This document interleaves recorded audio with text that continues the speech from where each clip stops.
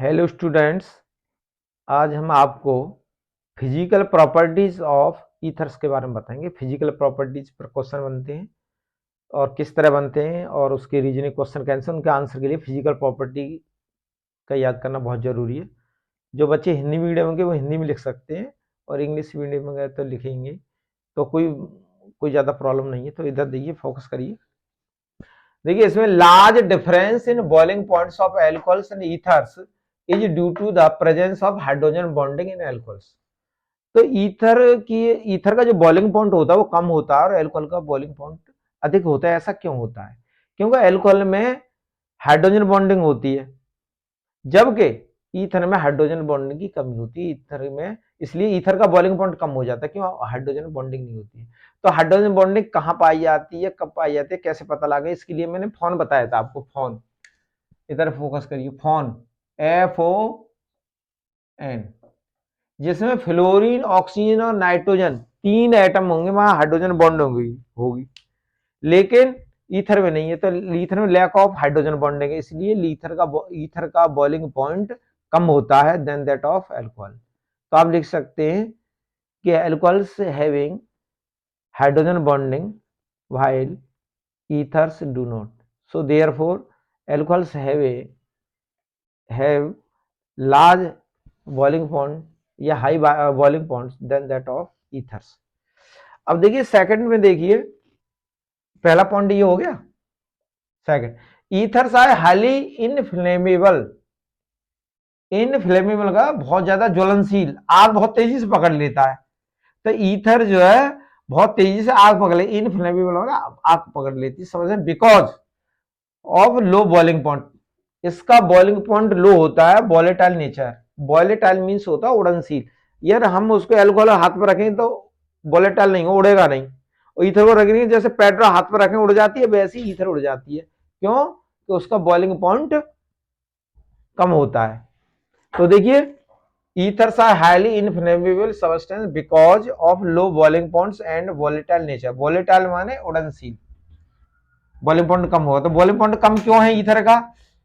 Due to, देखो यहाँ लिखा है ड्यू टू लैक, लैक माने कमी, due to lack of hydrogen bonding. Hydrogen bonding नहीं पाई जाती, इसलिए ईथर का बॉइलिंग पॉइंट कम होता है। अब थर्ड देखिए, solubility with the exception of dimethyl ether, the other members of the family are almost immiscible।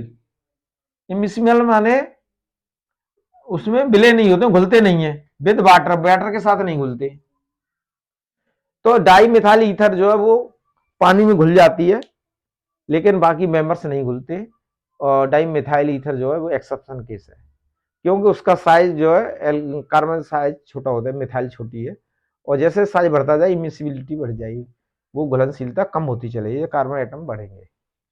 तो ये फिजिकल प्रॉपर्टीज है, इनमें रीजनिंग क्वेश्चन बनते हैं, तो आप उनको कैसे आंसर देंगे। और एल्कोहल का बॉइलिंग पॉइंट हाई होता है, ईथर का बॉइलिंग पॉइंट कम होता है। क्यों होता है? इसका रीजन बता दिया, ड्यू टू हाइड्रोजन बॉन्डिंग। और ईथर का बॉइलिंग पॉइंट कम होता है due to lack of hydrogen bonding. Lack means कमी, हाइड्रोजन बॉन्डिंग की कमी होती है। So therefore ethers has low boiling points and volatile nature. अब इसमें देखिए, मैं आपको बताऊंगा टाइप्स ऑफ ईथर बताऊंगा। तो देखिए, मैं कुछ एग्जांपल लिख रहा हूं यहां पर। देखो, CH3, CH3O, CH3। Second, C2H5O, C2H5। Third third है C6H5 और सॉरी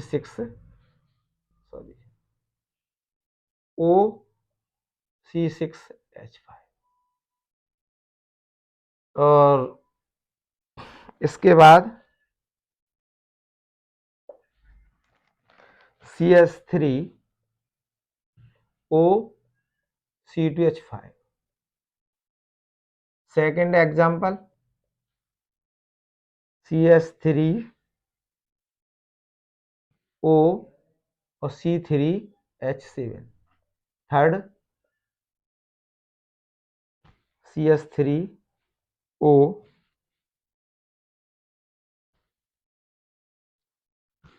C6H5। तो देखिए इसका नाम मैं बता दूंगा कैसे होता है। एल्कोक्सी, देखिए इधर इधर फोकस करो। इसका नाम लिखने के लिए मैंने पहले भी बता दिया आपको, एल्कोक्सी एल्केन। तो एल्कोक्सी जो इसमें ओ से लेफ्ट में और राइट में एल्काइल ग्रुप होते हैं, तो एल्कोक्सी उसका बनाएंगे जो स्मॉल होगा, small size alkyl group. Alkyl छोटी होगी, स्मॉल होगी, तो उसे एल्कोक्सी बनाएंगे। और एल्केन कैसे बनाएंगे? Large, large size of alkyl group. Alkyl group बड़ा होगा, तो जैसे ये है देखो, तो इसे हम बना देंगे जब दोनों तरफ ये सिंपल है, तो इसका नाम हो जाएगा मैथॉक्सी, मैथॉक्सी मीथेन। क्यों? रूल एल्केन आ रहा लास्ट में, तो यहां CH3 है तो भी इसे मीथेन ही कहेंगे, मिथाइल नहीं लिखेंगे यहां।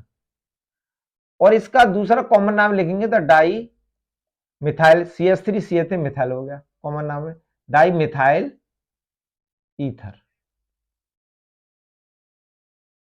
अब यहां आ जाओ, इसमें दोनों साइड में लेफ्ट राइट में सेम है, आर में भी सेम और डिफरेंट। जैसे इसका जनरल फॉर्मूला होता है RO R डैश, तो R डैश और R में भी सेम हो, में भी डिफरेंट, सेम भी हो सकते हैं और डिफरेंट नहीं, या सेम है, तो इसका क्या बना देंगे? एथॉक्सी, एथॉक्सी इथेन हो जाएगा,